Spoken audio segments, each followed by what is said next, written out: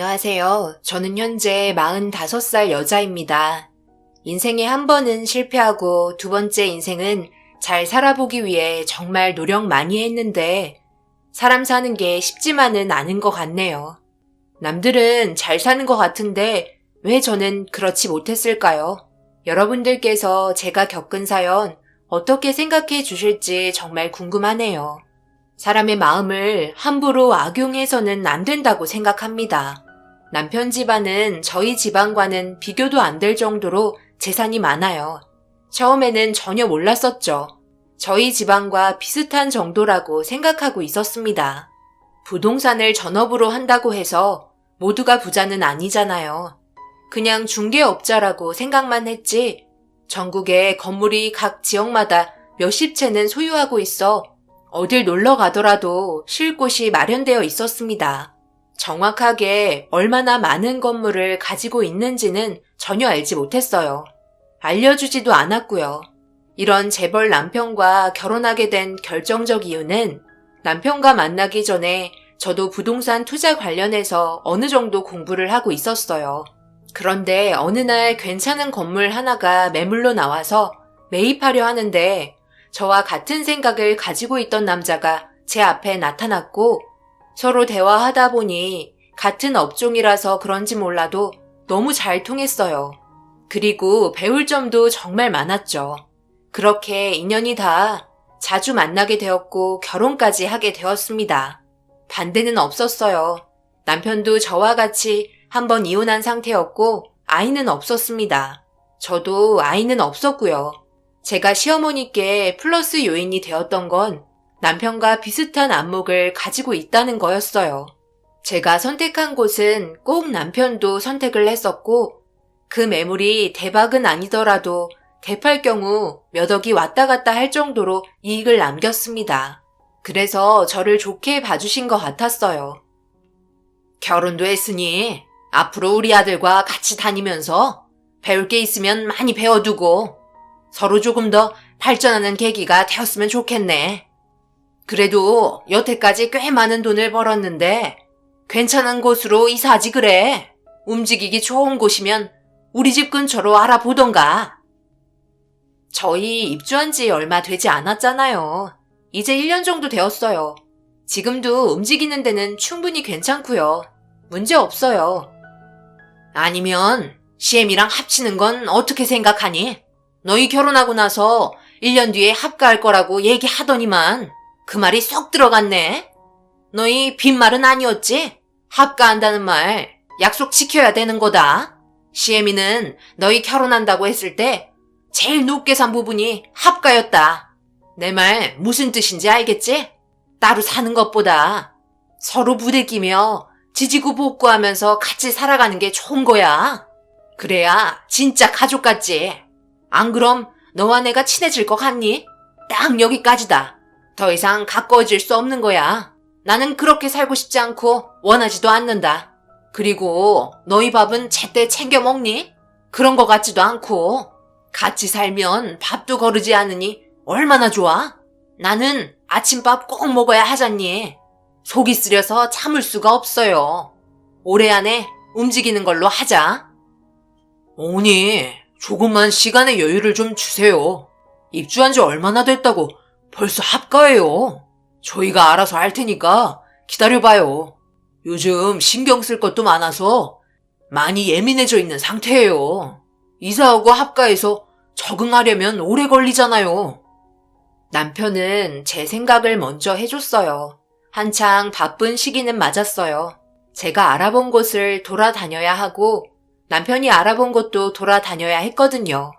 저희가 직접 움직이고 주변 상권을 전부 파악하고 모든 걸 신중하게 결정해야 하는 문제라 어머님은 이 일에 대해서 남편이 하는 말만 들었지 잘 모르시거든요. 그래도 서운하셨는지 입이 엄청 나오셨고 남편의 예민해진 성격에 엄청 난감해 하셨습니다. 워낙 계획적으로 움직이는 사람인 건 알고 있었지만 그렇다고 남편이 이런 식으로 나올 거라고 전혀 생각하지 못했어요. 그래도 저한테는 단 한 번도 짜증낸 적은 없었거든요. 그래서 합가하는 건 당분간 보류하기로 하고 저희가 해야 할 일에 더욱더 신경을 썼고 어머님도 묵묵히 기다려 주셨습니다. 그렇게 저희는 성공적인 결혼 생활을 이어나갔어요. 하는 일이 뭐든지 잘 되었고 남편에게 정말 많은 노하우를 배우게 되었어요. 이제 혼자 한번 해봐도 될 것 같은데. 당신 내가 거의 다 알려주지 않았나? 이번에는 당신이 혼자 해봐. 나는 뒤에서 지켜보고만 있을 테니까. 당신 하는 거 봐선 손해볼 것 같진 않으니까 믿고 맡길 수 있을 것 같아. 나랑 이런 스타일도 비슷하고. 괜찮을까? 한두 푼 하는 것도 아니고 손해나면 몇 억은 그냥 까먹는데. 그래도 한 번도 그런 적은 없으니까 잘할 수 있겠지? 남편은 저를 믿고 직접 일을 맡겼어요. 처음에는 함께 다녔지만 앞으로 혼자 직접 알아봐야 했었죠. 괜찮은 매물 하나 건지기 위해 정말 조사를 많이 했고 좋은 결과 얻길 바랬습니다. 그렇게 신중하게 고른 매물 하나가 투자 가치가 있길 바랬어요. 그런데 사람 일이라는 게 알 수 없는 경우도 생기더라고요. 분명 투자 가치가 있다고 생각했는데 저의 실수가 있었고 너무 긴장을 했는지 제가 매입한 건물은 투자 가치가 좋은 편은 아니었어요. 결국 결과적으로 좋지 않았고 남편은 처음이니까 그럴 수 있다며 제 실수를 보듬어줬고 두 번의 실수는 용납할 수 없었어요. 더욱더 철저하게 알아보게 되었고 신중하게 결정한 끝에 매입한 건물이 대박은 아니더라도 꽤 괜찮은 이익을 남길 수 있었고 두 번째를 시작으로 그 다음부터 승승장구했습니다. 건물 하나에 몇십억씩 오고 가기 때문에 한 번의 손해는 너무나 쓴 고통을 남겨주거든요. 다행히도 좋은 결과를 얻게 되니 시어머니도 좋아하셨고 남편 덕에 저희 집안도 더 많은 자산을 가져갈 수 있었어요. 무조건 투자한다고 해서 잘 되는 건 아니었어요. 적자를 볼 때도 있었고 괜찮은 수익을 벌 수 있는 반면 본전치기 할 때도 있었으니까요. 그런데 남편과 따로 움직이게 되면서 이게 경쟁 구도가 되어 버리더라고요. 부부끼리 경쟁을 하면 안 되는데 서로 투자하는 건물의 이익이 얼마나 남았는지 비교를 하기 시작했고 그로 인해 난감한 상황이 생기고 말았어요. 요즘 너희 잘 나간다. 최근 들어 우리 아들보다 며느리가 더 일이 잘 풀리는 것 같은데. 아들, 긴장 좀 해야 되겠어. 무슨 긴장을 해요? 부부끼리 잘 되면 좋은 거지. 그거 가지고 경쟁구도 잡으려고 하지 마세요. 저희가 돈을 잘 벌어야 온 가족이 행복한 거 아니에요? 아유, 그만하시고 식사 마저 하세요. 저는 화장실 좀 다녀올게요. 왜 쓸데없는 말을 해선 분위기를 안 좋게 만들어? 그 주둥아리를 깨매버리든지 해야지 원. 밥이나 먹어. 어머님의 한마디 때문에 분위기는 안 좋아졌고 결국 남편은 집에 가자는 말이 나오게 되었어요. 시어머니는 눈치를 보며 미안하다고 했지만 남편의 기분은 벌써 상한 듯 보였습니다. 남편의 경우 한우물만 파면서 부동산 일을 했었지만 저는 그렇지 않았거든요. 결혼했다는 이유 하나만으로 힘들이지 않고 배웠고 거기에 더해 남편보다 좋은 실적을 가지게 되면서 약간 기분이 상한 듯 보였어요. 이 문제를 좋게 해결하고 싶어 집에 들어오자마자 기분 살려주려고 정말 많이 노력했어요. 그렇게 되다 보니 무슨 일을 하려고 해도 괜히 남편에게 물어보게 되었고 좋은 결과를 남편한테 돌리기 위해 한 발 더 늦게 움직이게 되었습니다. 그래도 자신에게 물어보는 게 싫지 않았는지 적극적으로 알려주었어요. 그렇게 힘들게 기분 풀어주고 그동안 힘들게 달려왔기 때문에 좀 쉬고 싶어서 여유를 가지고 쉬엄쉬엄 하겠다며 남편에게 의견을 물어보았고 남편도 그렇게 하라고 크게 신경 쓰지 않았습니다. 저는 개인적인 시간을 가지기 위해 그동안 투자했던 곳을 돌아다니면서 잘 관리가 되고 있는지 살펴보았고 저와 어느 정도 친분이 있는 부동산에 들어가 이런저런 대화를 나누고 있는데 괜찮은 정보를 얻게 되었고 그곳을 알아보러 가게 되었어요. 좋은 건 남들도 알아보기 때문에 최대한 급하게 조사를 했고 투자 가치가 꽤 있는 것 같아 건물 매입했어요. 그리고 남편에게 집에 들어와 이 사실을 알렸습니다. 여보, 이것 봐봐. 내가 오늘 수다나 떨려고 갔는데 괜찮은 거 하나 물어왔다? 조금 있다가 시간 되면 한번 봐줘. 아무 생각하지 말고 일단 쉬라니까. 얼마나 괜찮은 매물이 나왔길래 이렇게 허겁지겁 가지고 왔어. 이런 식으로 막 투자하면 나중에 쪽박차게 되어 있는 거야. 항상 신중해야 된다고 했잖아. 어차피 엎질러진 물이니까 어쩔 수 없지. 나중에 한번 봐볼게. 거기 소문이 꽤 좋게 났더라고. 내가 막 아무데나 투자하는 거 봤어? 왠지 느낌이 좋아서 그래. 이번엔 확실하다니까. 남편은 뭐가 잘 될 것 같다는 말에 자신의 운을 너무 믿지 말라고 했어요. 그런 건 미신이라며 자기가 겪은 노하우와 경험을 바탕으로 하나하나 이뤄나가라며 감정적으로 투자를 하면 언젠가 망한다는 말을 하기 시작했습니다. 괜히 욕을 한 바가지 먹었지만 그래도 저는 후회하지 않았어요. 그동안 저도 열심히 일해왔기 때문에 적자를 본다고 해도 감수하기로 했습니다. 그렇게 남편은 제가 투자한 매물에 대해서 알아봤어요. 한참 동안 여러 가지 상황을 보더니 저를 불렀고 예상하지 못한 말이 나왔습니다. 도대체 생각이 있는 거야, 없는 거야? 내가 항상 말했지. 너무 감정적으로 휘둘려서 사람들 소문에 의해 건물 매입하지 말라고. 내가 입이 닳도록 말했었잖아. 이제 어쩔 거야? 이쪽 군부대가 있었을 때는 그래도 괜찮았지. 지금은 군부대가 전부 빠진 상태잖아. 그럼 어떻게 되겠어? 그만큼 상권이 전부 죽겠지? 왜 건물을 내놓고 소문을 내겠어? 그야 당연히 파리가 꼬이게끔 만들어서 호구 하나 잡으려 하는 거잖아. 이건 상식인 문제인데 정말 한심한 짓을 했다. 군부대 빠진 거 몰랐단 말이야? 알고 있었어.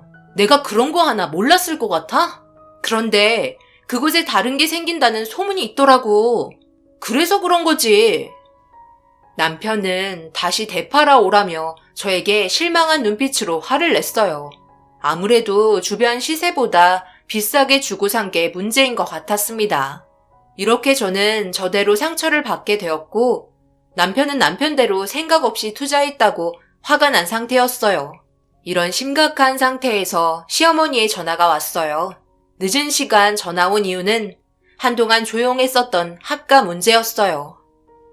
너희들 결혼한 지 이제 3년쯤 되지 않았니? 약속했던 합가는 언제 할 거야? 시엠이 세상 떠나고 할 거니? 생각해봐라. 손자도 안 가지는데 내가 무슨 낙으로 살겠니? 너희들 보는 낙으로 살아야 할 거 아니야. 그런데 그때 내가 말 꺼낸 이유 단 한 번도 합가에 대해서 말한 적이 없었잖아. 시엠이 무시하는 거 맞는 거지? 그렇게 생각하면 되겠지? 아, 어머님, 무슨 말씀을 또 그렇게 하세요? 저희도 다 생각하고 있었다고요. 그러니 너무 화내지 마세요. 시간도 너무 늦었으니까 내일 다시 얘기하면 안 될까요? 지금 분위기가 썩 좋지 않아서요. 아니면 주말에 한번 찾아뵐게요. 학가 얘기도 하고요. 워낙 오래 기다리셔서 아무래도 화가 단단히 나신 것 같았어요. 그렇게 남편의 기분이 아직 덜 풀린 상태에서 주말에 찾아뵙게 되었어요. 모두가 한자리에 모여 식사를 하고 있는데 시어머니의 표정이 심각했고 음식이 코로 들어가는지 입으로 들어가는지 모를 정도로 안 좋은 분위기에 아버님은 한숨만 푹푹 쉬다가 자리에서 먼저 일어나 방으로 들어가셨습니다. 그와 동시에 시어머니 저를 무서울 정도로 째려보기 시작하셨어요. 남편은 아무 말 하지 않고 자기 먹을 거 먹고 있었습니다. 나는 참을 만큼 참았다. 더 이상 너희들 의견 들을 필요도 없고 이번 달 내로 합가하는 걸로 결정 짓는 거다. 알겠니? 왜 말이 없어? 너희들 나 무시하는 거니? 예, 너는 이제 돈 좀 번다고 시애미는 안중에도 없는 거지? 네가 이렇게까지 잘 된 게 다 누구 때문이냐? 이게 다 시애미 덕분에 네가 이렇게까지 성장할 수 있는 거 아니었어? 내가 큰 거 바라니? 그냥 함께 살자는데? 이번 달 안으로 합가할 테니까 걱정하지 마세요. 저희도 다 생각하고 있었어요. 이번 달 안으로 해결할게요. 남편은 제 의견은 물어보지도 않은 채 혼자 결정했어요. 아무래도 며칠 전 남편과 상의 한마디 없이 큰 돈을 투자하면서 기분이 나빠서 아무 생각 없이 말을 뱉은 것 같았어요. 결국 저도 좋지 않은 감정 상태로 집에 돌아왔어요. 들어오자마자 한마디도 없이 방으로 들어갔고 아무래도 남편과의 관계를 좋게 풀어야 할 것 같아 먼저 말을 건넸습니다. 그런데 남편은 뭐가 문제인지 저와 대화조차 하기 싫어했어요. 결국 저도 화가 머리끝까지 올라오게 되었고 남편에게 서운했던 감정을 털어놓았습니다. 그런데 안 듣는 척 하더니 제가 좀 더 강하게 밀어붙이자 제가 몰랐던 사실이 드러났어요. 무슨 말이 이렇게 많아? 내가 하라면 하는 거지. 어디서 토를 다는 거야? 합가하기로 약속했었고 기간이 좀 늦어진 것 뿐이지. 어머니도 그만큼 기다려줬으니까 합가하는 게 당연하잖아. 나도 부모님과 함께 지내고 싶은 마음이니까 그렇게 하도록 해. 그런데 나와 한 번은 상의할 수 있는 문제 아니야? 그 자리에서 내 의견은 아예 물어보지도 않은 채 결정 지으면 나는 도대체 왜 시댁에 간 거야?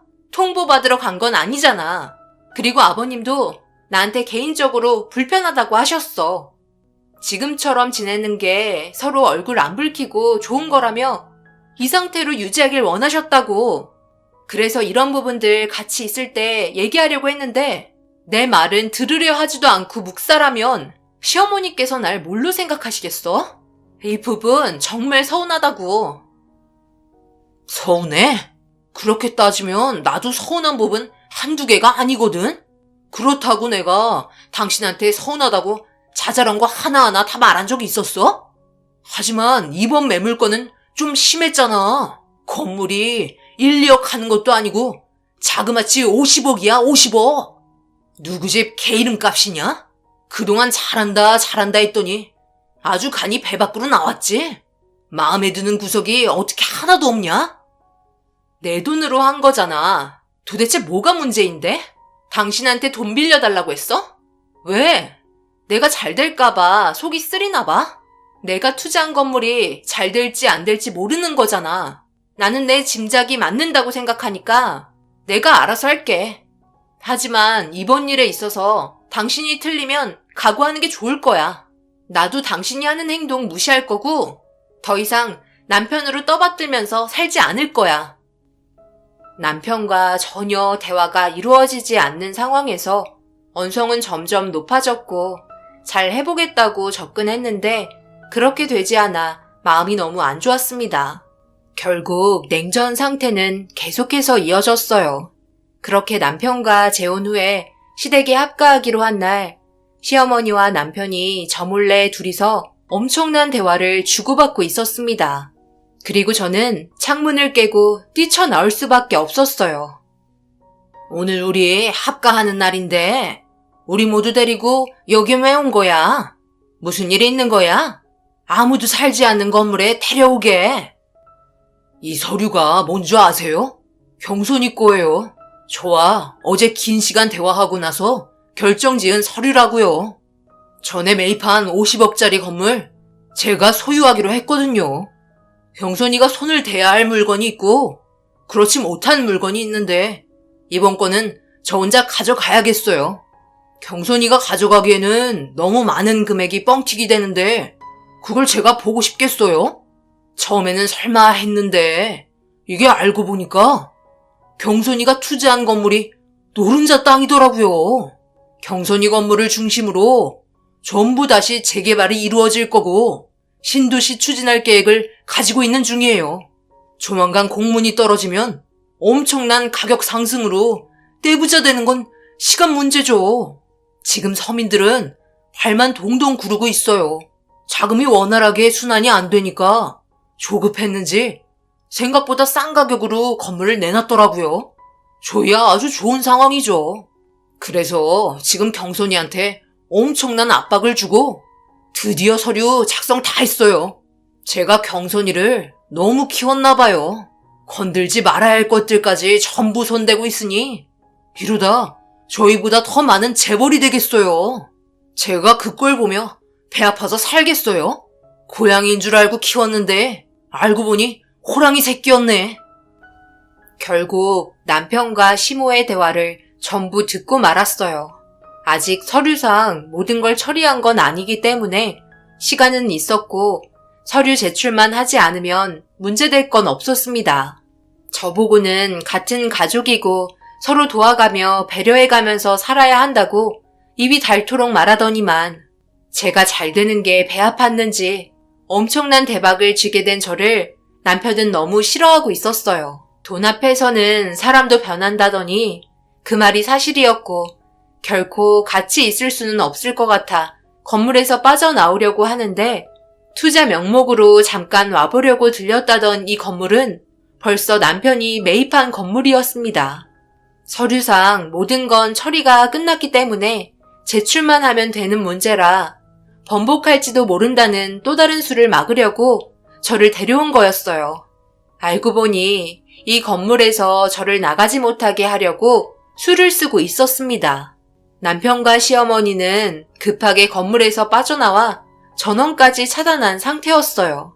그렇게 저를 나가지 못하게 문을 걸어 잠그고 시어머니와 남편은 제가 건물을 구매한 지역으로 출발하고 있었습니다. 너무 황당하고 남편에 대한 배신감에 온몸이 굳어버렸어요. 돈이 뭐길래 이렇게까지 하나 싶었습니다.